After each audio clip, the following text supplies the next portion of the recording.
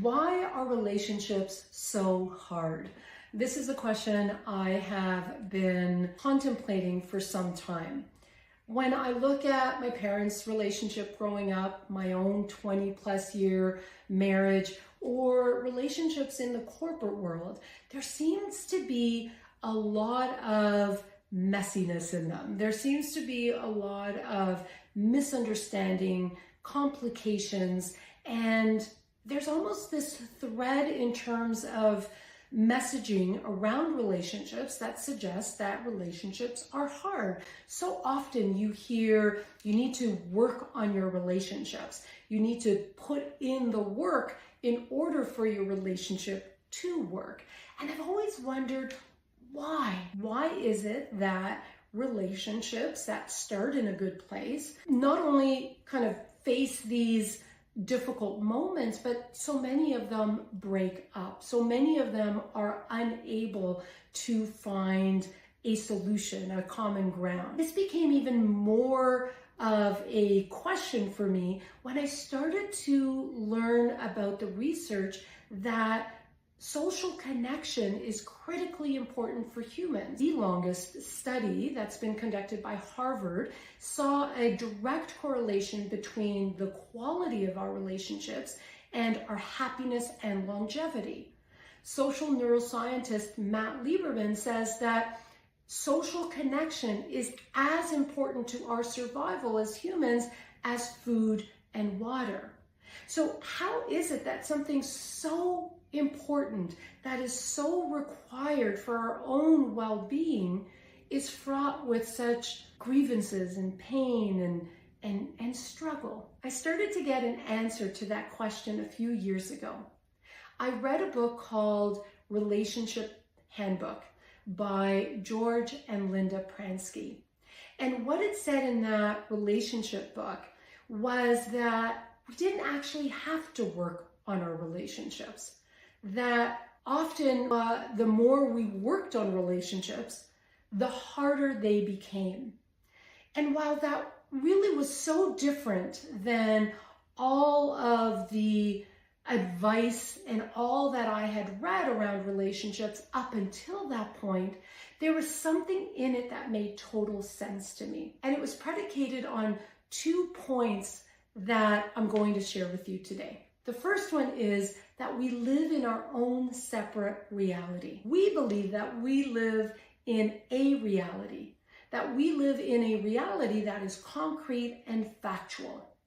And so when there is a disagreement or a misunderstanding, we chalk that up to different perspectives on this one reality. But that's actually not how reality works. The way reality works is that we are creating our own reality moment to moment. We do that through our thoughts and our consciousness. So moment to moment, we are placing our awareness on certain aspects, on certain things. Through those thoughts and through our consciousness, where we project those thoughts onto the screen of consciousness, we are creating our reality. And so when there's a misunderstanding, we believe that we are both in the same reality, and I'm trying to convince the other person to see it my way. They're like, well, how do you not see this? This is what is. And how you're seeing it is just the wrong perspective on this one reality. But in fact, what is happening is that we are each creating our own reality moment to moment. And the minute we start to see that, the minute we really get a glimpse into the fact that we are each creating our own reality moment to moment from the inside out, then it makes absolute sense that there's misunderstandings. Because here I am in my own kind of reality bubble, and here is my partner, whether professional, personal, in their own created reality bubble. But we think we're in that same reality. That reality is something separate from us that we just happen to be interacting with from a different perspective. And so from that outside in perspective, it makes total sense that I would judge or wonder, how in heaven's sakes do you not see what I see? And the same for my partner, the same for that colleague of mine. But once we realize that the reality is an inside out job, that we are creating our reality moment to moment through our thoughts, through our consciousness, we realize that if we drop that reality, if we just see it as a movie that we've projected, that we are producing, directing, writing, and acting in moment to moment, if we see that, it's so much easier to let that drop and then to connect from a place of presence, of a place of letting go of the movie and just having two individuals connect in the present moment to deal with whatever needs to be dealt with in that moment.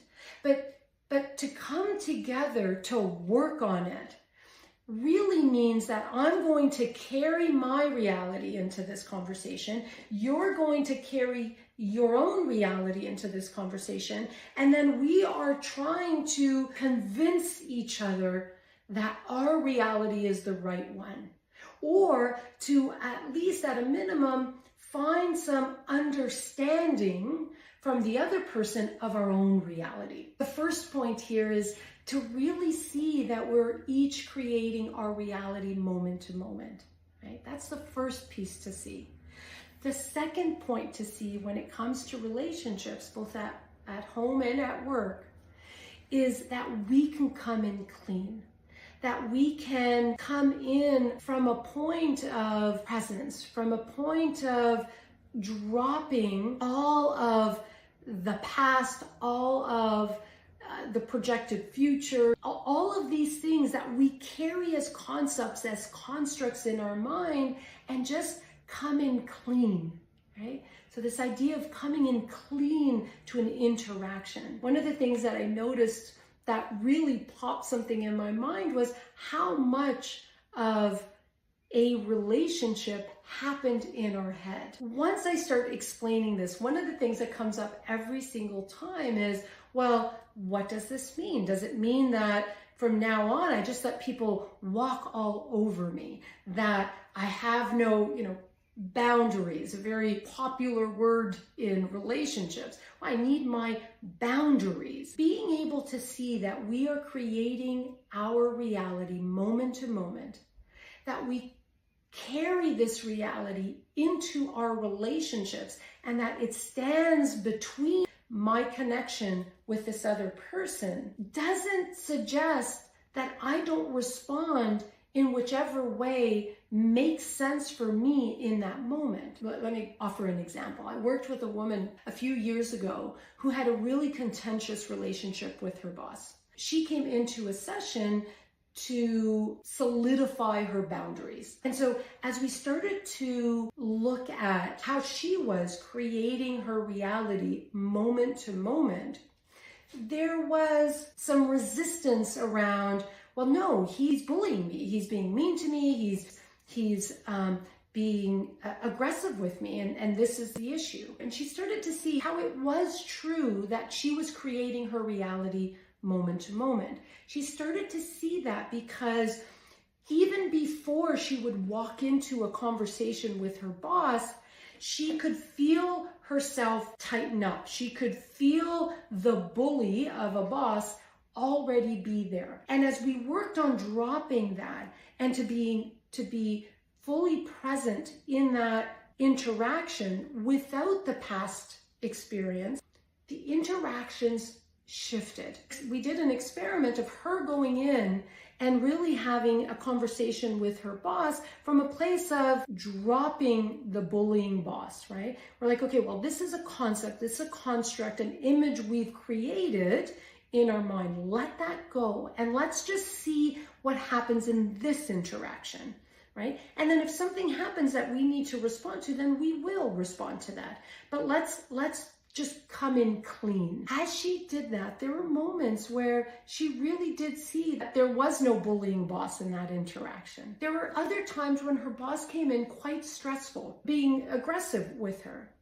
And as best she could, in that moment, she just responded to what showed up.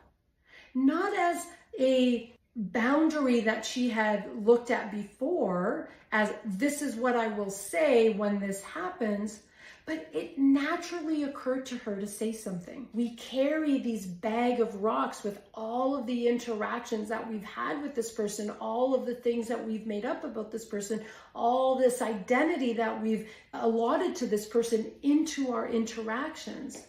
And then we react to the bag of rocks rather than the human being that's there that day, that moment. And so by letting go of that bag of rocks as best she could coming into her interactions with her boss, she was able to respond to whatever showed up in that interaction. Not the identity she'd made up about the boss, not the last interaction, but what was happening right there and right then. What I'd leave you with is this. Look for yourself. Look at how often you're having a dialogue with someone who's not in the room. Consider what impact that might have on the actual interactions you have with that person. Look at how you're creating their identity based on certain memories that you're putting together versus coming in clean without the bag of rocks and seeing what occurs in that interaction and responding to that.